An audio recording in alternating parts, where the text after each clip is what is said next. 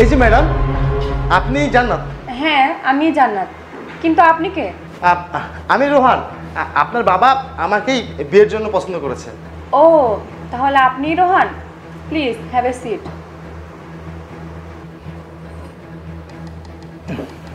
আচ্ছা ম্যাডাম, আমি একটা কথা বলবো।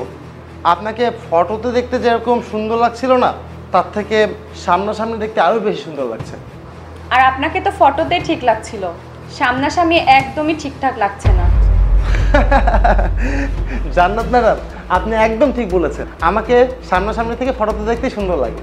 আচ্ছা ছাড়ুন আপনি এসব কথা, বলুন কি খাবেন, চা কফি না কোল্ড ড্রিঙ্কস? একটা কাজ করুন, চা আনতে বলুন, তাও আবার একটু আদা দিয়ে। পিন্টু। জি ম্যাডাম, কি লাগবে? 2 কাপ চা নিয়ে এসো ভালো করে। ভাই তুই না চা না, তুই 1 কাপ ঠান্ডা লাচ্ছি নিয়ে আয়। আচ্ছা স্যার। তুই? এটা কোন ধরনের ব্যবহার? আমি এই কোম্পানির ম্যানেজার হয়ে আজ পর্যন্ত ওর সাথে তুই করে কথা বলিনি, আর আপনি বাইরের লোক হয়ে ওর সাথে তুই করে কথা বলছেন। আরে জান্নাত ম্যাডাম, আপনি রেগে যাচ্ছেন কেন? সমস্যা আছে, আমি সামনের মানুষকে দেখে বলে দিতে পারি তার স্বভাব চরিত্র কেমন। তো আপনি আমাকে এইটুকু সময় চিনে নিলেন যে আমি কেমন? অবভিয়াসলি আমি বুঝে গেছি তোমার নেচার কেমন। আচ্ছা তাহলে বলুন আমার নেচার কেমন।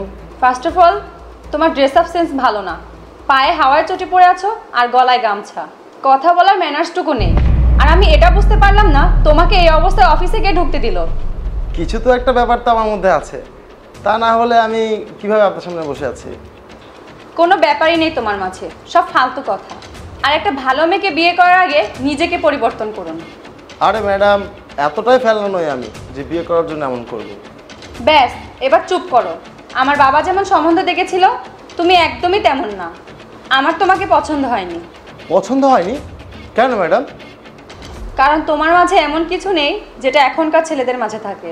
বাবা যখন সম্বন্ধ দেখেছিল তখন বলেছিল ছেলে জানে কোন কোম্পানির অনার, কিন্তু এখন তো তোমাকে দেখে মনে হচ্ছে তুমি কোনো কোম্পানির ঝাড়ুদার। আমি তোমাকে একদমই বিয়ে করতে চাই না। তাহলে ম্যাডাম আপনি কোনো টাকাওয়ালা ছেলেকে বিয়ে করবেন, তাই তো? হ্যাঁ, কারণ আজকালকার জেনারেশনে টাকাটা অনেক ম্যাটার করে, আর তাই আমি টাকা ছাড়া কাউকে বিয়ে করতে চাই না। তাহলে আমি এটাই ধরে নিলাম যে আপনি আমার সাথে বিয়ে করছেন না।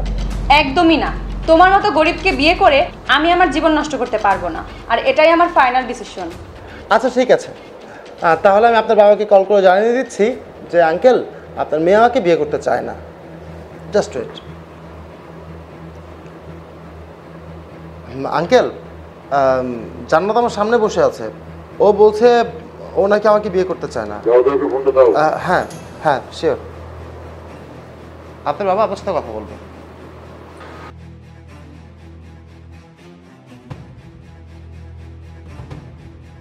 বাবা, তুমি এই কোন চাষাকে আমার কাছে পাঠিয়েছো? কেমন খ্যাত দেখতে। অফিসের বস, তুই যে অফিসে চাকরি করিস সে অফিসের মালিক। কি? তুই যে তোকে বিয়ে করিস না, তাহলে সুখে থাকতে পারবি, ভালো থাকতে পারবি। আমি মনে হয় অনেক বড় ভুল করে ফেলেছি, তুমি রাখো। হ্যাঁ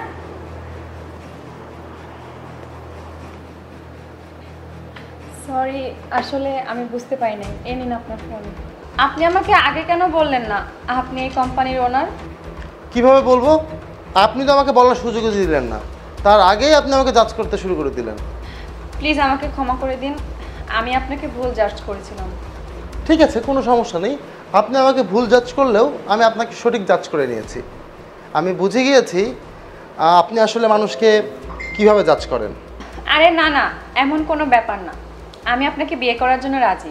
কিন্তু আমি তো এখন রাজি না, কারণ আমি কখনোই এমন একটা মেয়েকে বিয়ে করব না যে মানুষের থেকে টাকাকে বেশি প্রাধান্য দেয়। আসলে আমি না বুঝতে পারি নাই, আমার বাবা আপনাকে পছন্দ করেছে আমার জন্য। আমার আপনাকে খুব পছন্দ, প্লিজ মানা করবেন না।